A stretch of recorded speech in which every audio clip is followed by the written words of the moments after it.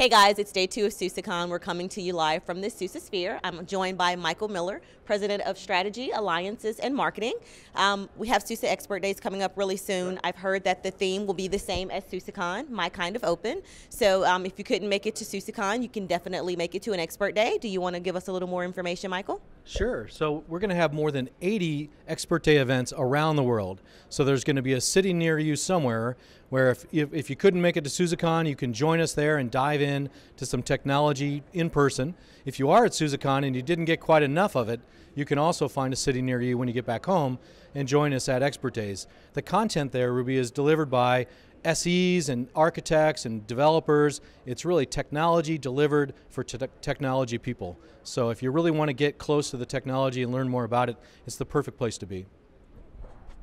You heard it from the man himself. If you can't get enough of SUSE, be sure to check out Expert Days, see if it's coming to a city near you, and we'll see you soon. Thank you, Michael. Thank you.